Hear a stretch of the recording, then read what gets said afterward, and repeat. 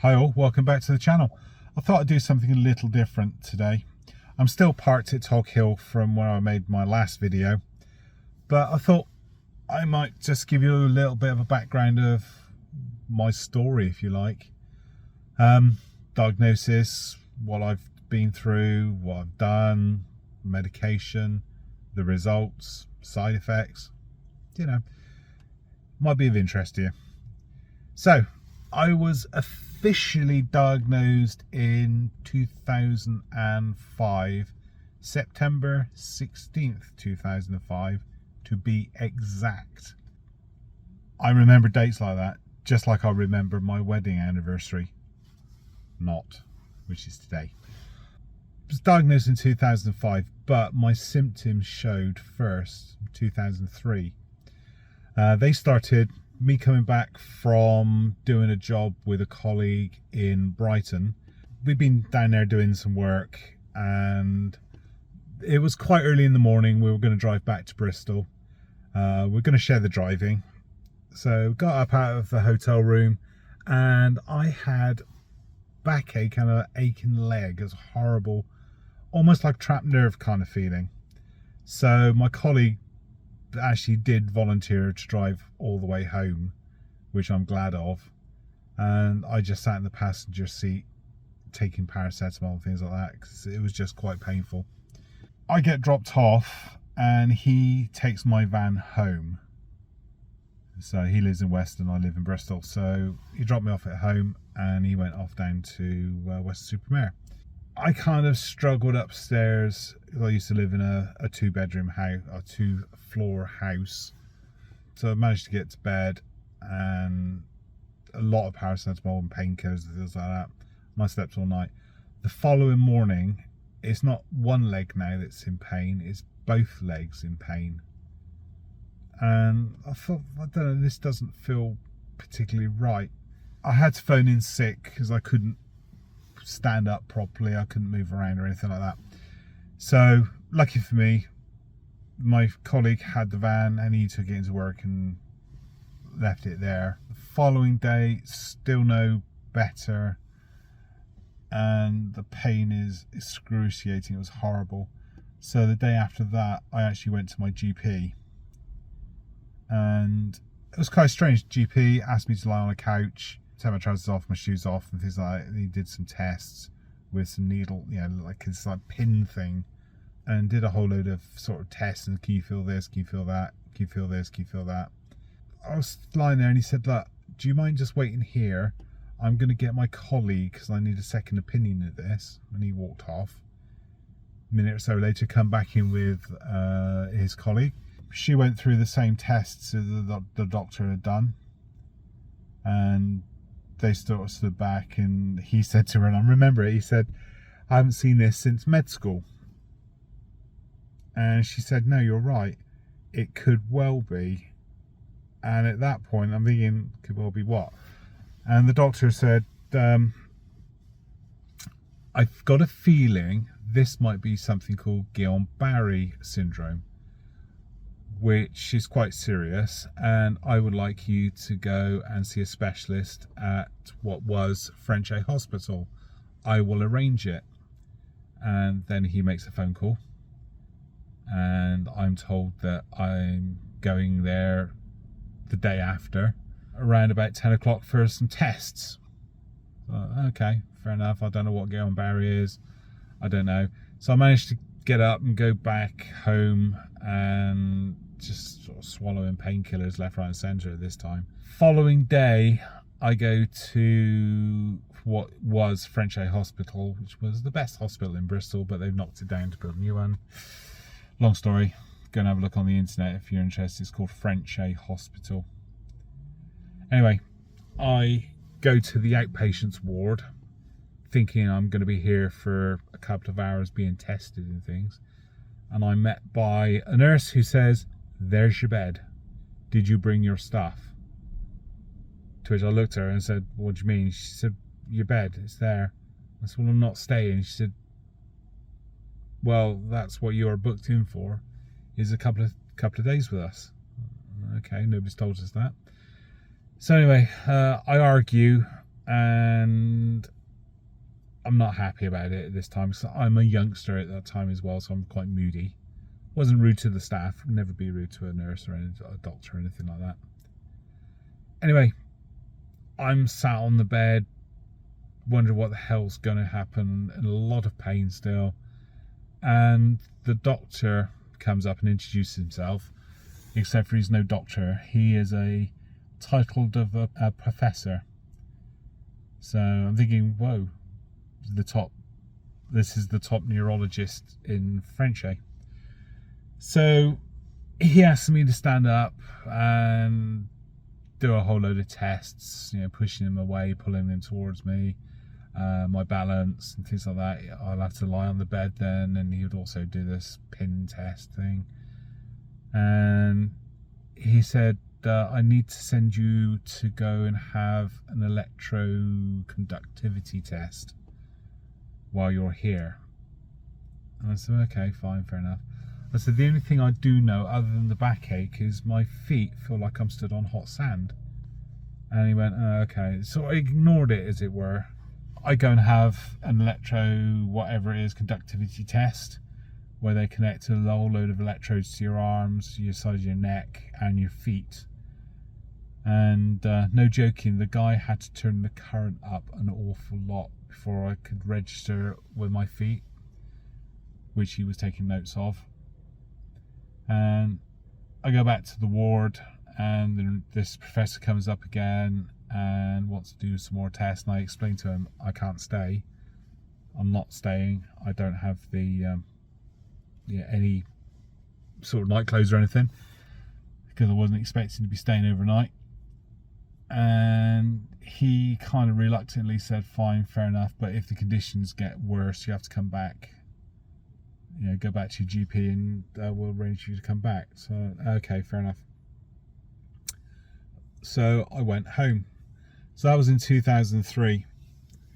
So moving forward, 2005, I wake up in the morning to go to work and I feel dizzy as anything. I can't look at anything. The world is spinning, or rather, one of my eyes is juddering all over the place, or it feels like it's juddering all over the place, and it's making me feel really dizzy. So I'm thinking, migraine. I go back to bed and try and sleep it off. My wife phones in sick for me. And later that day, I wake up because I need to go to the bathroom, and I cannot walk in a straight line. Everything is sort of jittery and giddy, and I just feel unsafe. I'm being sick and everything like that.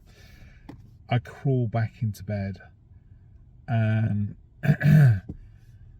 for the next week I literally am in my bed. I get up to go to the loo, I'm sick, I go back to bed, and it just goes on and on and on and on. Week 2 of this, no better. The world is still spinning. My eyes are out of control and things like that. So I make an appointment to go and see the doctor again, and I go down there. No joking, I go down in my car. My wife is driving me. I'm in the passenger seat with a bucket with my head in it, because I feel like any potholes, bumps or anything like that, I'm going to be sick. Thankfully I didn't, but I go to the doctor's and he just takes one look at me and says, one moment. And at that point he's on the phone. He comes back, he said, right, you need to go to Frenchay Hospital, they're expecting you, I think this could be serious, please go here, please report to this person, they are expecting you. So my wife took me straight from the doctor straight there. She came home and got some bits and pieces and then came back, but she took me directly to the hospital. Back in bed in the hospital, feeling really bad. They give me injections to stop me vomiting. Yeah, it's really bad. Anyway, that night, it was about 11:30 in the evening, I'm taken for an emergency CT scan. And you're sort of parked outside of the CT room, waiting because there's a bit of a queue. And it's an old hospital from 1940. It was like an American base and things like that. So as you can imagine, it's all outbuildings and things like that, and you're sort of outside in a cold corridor with wind blowing. I'm outside the CT scanner, and I'm trying my desperatest not to be sick. They asked me to lie down inside of the CT scanner, and again, how the hell I did not throw up, I don't know. I think it must have been the drugs they were giving me. But I get taken back to my ward. Following day, they do some more tests. They want to do a brain function test. So I go to the Bourdon Institute, which was at French A, which was from brain studies and things like that. And I get connected up to this machine which shows you checker boxes, and they just move all the time. And they're recording the brain patterns at that point. Again, feeling really, really ill because I still cannot control my left eye. They confirm my left eye is juddery and doing its own thing. But it's just not good. So the tests keep going on. I go for yet another conductivity test. This time I'm sure the guy turned the voltage up because I've got two little marks on my leg, on my foot rather, where their electrodes were connected, and they're still there to this day. And we're talking, well, this is 2024 now, and this was 2005, so you know, it was quite a few years ago, and this marks are still there. Anyway, they say then we need to do a lumbar puncture. Of course, I don't know what that was at the time. Nice doctor came in, said roll over, inject some stuff around my spine, and then attempts to do a lumbar puncture or extract some fluids off my spine. Tries 4 or 5 times to get it. Doesn't quite hit the right target every time. So they decide I'm going to go for an X-ray driven one. Go for that. And I came back out there with the proud owner of this little teeny tiny bottle of what looked like distilled water. Really, really clear distilled water. And I'm told that when I get back to the ward, I must give this to one of the members of the staff. So at this point, I'm sort of lying on my tummy because they've been obviously doing my back. And I get back to the ward, and at this point, I'm thinking to myself, well, have they had the CT scan back? And I'm met by the professor who takes the bottle of fluid and does tell me that the results from the CT scan show no growths or anything. So at that point, it's not a brain tumour. Whatever it is, it's going to be fine. What they don't know is back in 2003, when they said to me I may have Guillain-Barré syndrome, I actually contacted the Guillain-Barré Syndrome Society and spoke to one of the guys there and explained the symptoms I had, and he said he didn't think it was, and he said it sounds more like MS, which of course I just dismissed it at the time back in 2003. So anyway, they do lumbar punch tests and all sorts of things, and they eventually come around to me in 2005 and say, we have a diagnosis, we believe you've got MS. And no joking, my 2 girls, my youngest she was only 5 or 6 years old, and everyone broke down into tears but me.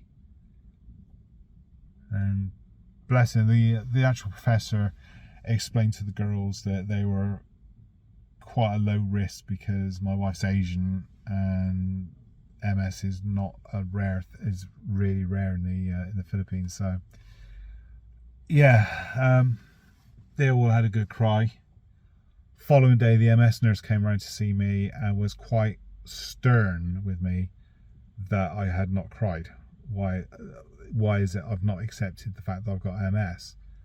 And she wouldn't accept that. I said to her, I've kind of already accepted it because it's not Guillain-Barré, which is nasty, and the MS was the better option there, and it's not a brain tumour, which is nasty, and the MS is the better option there. So MS is the better of all the evils, bring it on, kind of thing. And I was fully, up to speed with what it was and accepted already before, they told me, kind of thing. But I did say to the MS nurse, as a joke, obviously didn't have a sense of humour, I said, look, just take me outside and shoot me. It'd be a lot easier for everyone. And the next thing I know is I've been referred to a psychiatrist. And personally speaking, nothing against psychiatrists, but being asked if I have inappropriate thoughts, are my thoughts inappropriate? Have I ever thought inappropriate feelings or thoughts? Do I know what the feelings, thoughts were? Could they be inappropriate? Blah, blah, blah, blah. It was just the same questions over and over and over and over and over and over and over for about 10-15 minutes. And it's like, well, no, I do not feel suicidal. No, I do not feel like I'm going to end everything tomorrow. What they don't know is maybe I will do if my MS gets to a point where I can't cope and I'm reliant on somebody else doing my toiletries for me. No, I want out because I don't want to be that much of a burden on society or my wife. So at that point, maybe a trip to Belgium because I can't afford to go to Switzerland anymore. Anyway, that's way into the future because I'm nowhere near that point at the moment. Not even lying down in the middle of a field or on the floor do I feel like that. So yeah, that was 2005. When they released me, I went home and sat in the back garden of my old house for about 10 minutes, bawling my eyes out just on my own to get out of my system, and I haven't cried about it since. 2006, lost my eyesight in my left eye, optical neuritis, horrible thing, couldn't see a thing, not even looking at a 50-watt floodlight, could not see it, which is really weird. My sight has come back in that eye, however it's dull and little tiny blind spots all over the surface of the eye. So my right eye compensates quite nicely for my left eye. The opticians are happy, DVLA are happy, everybody's happy. Yes, I have told the DVLA, or the Driver Vehicle Licensing Authority here in the UK, that I've got MS. They haven't restricted my license at all. My GP actually made the call while I was there to the doctors at the DVLA and had a discussion, and they were all happy. So nothing's changed on that front. I do periodically check to make sure the record is still correct, that my MS is still recorded, and it is. And they've still not restricted anything. Moving forward, 2000, no, when was it? Yeah, 2002, I think it was. It was either 2001 or 2002. Left eye, yeah, it's a goner again. Completely blind in that eye. Usual thing, went to the hospital, load of tests, come see us a couple of weeks time, loads of tests, come see us a couple of weeks time, loads of tests. Did you know you can't see out your eye? She's like, really? Okay. So eventually the eyesight did come back again. This time it's left me with even more little blind spots, and I'm slightly colorblind in it as well. Greens, certain shades of green end up looking like a dark grey colour for me, or a dark green when they're a light green. It's just, can't describe it, it's just not right. The colour balances are not right, and I could already see a difference between my left and my right eye. My left eye is a lot duller when I'm looking at things, and the right eye sort of compensates for it. So the only other thing is with the MS is I've been on a number of drugs. Some of them worked, some of them worked really well, some of them didn't work at all. So we started off with beta interferon, Rebif, with the injection. That was given 3 times a week. They were just annoyingly difficult for me anyway, because the injector that came with it was awful, and you use it and it goes off with such a clout. I used to get bruises on the injection sites, so I ended up taking the syringes out and actually doing manual injections. It was just as good. That was 3 times a week. The only side effects I did get was I'd get heavy, like a flu type thing.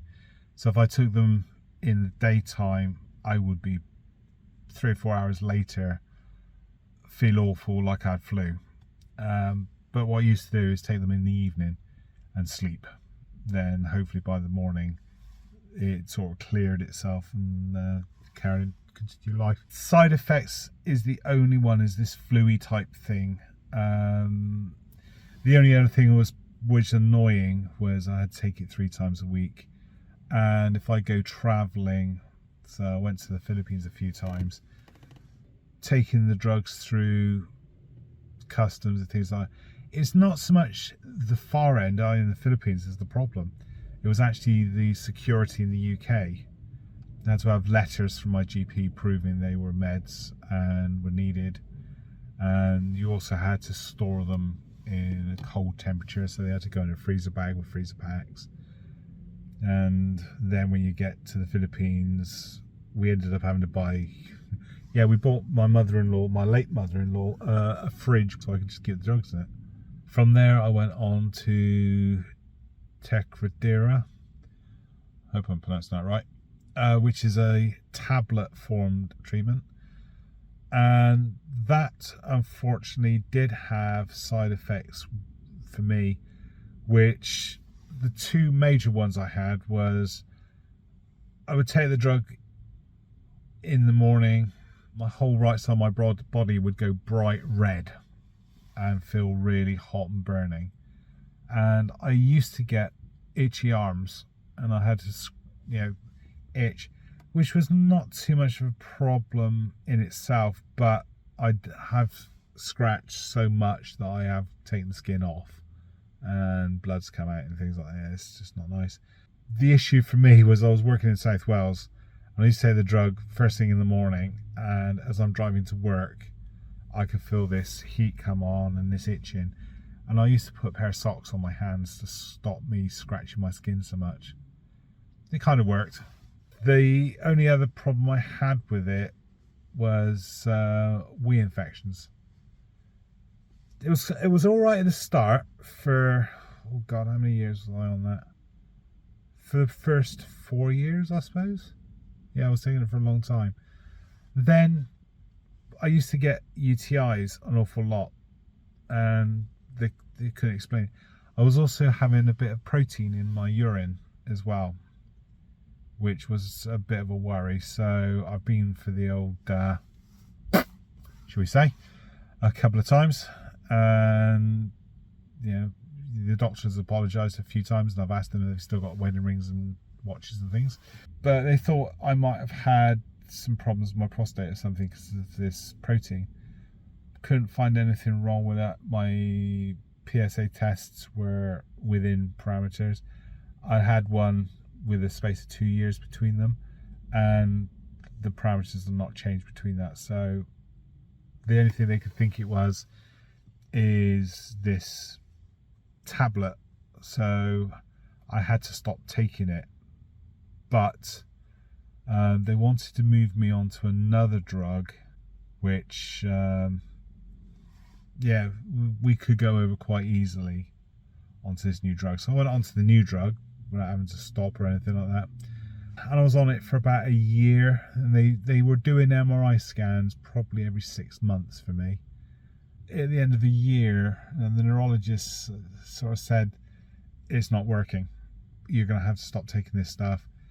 We would suggest these other 2 drugs are available. There's this one which you have to come in once a month for an infusion, or there's this one which you can do yourself and do an injection once a month. So it was a bit of a no-brainer really. I took the one that you can do yourself. So that's where I am at the moment. I'm on Kesimpta now. Been on it for, must be over a year now. No side effects whatsoever I can report at all. The only thing I would say is every now and then I get a little tiny spot of blood where I've done the injection, which is normal. You get that if you have an ordinary injection, little spot of blood, blah blah blah. Yeah, no problems at all. There was a bit of a delivery problem, which is the drugs company supplied me too many boxes of it.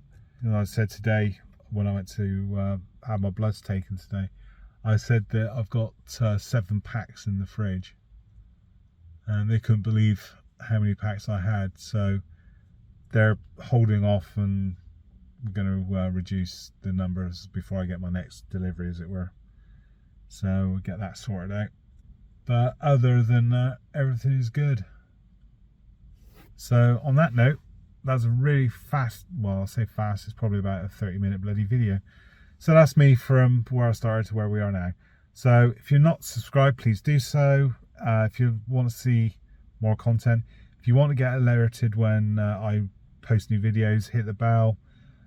Comments below, please leave anything you want to mention, side effects, anything, start a discussion, etc. More than welcome to. I'll catch you all next time. Ta-da!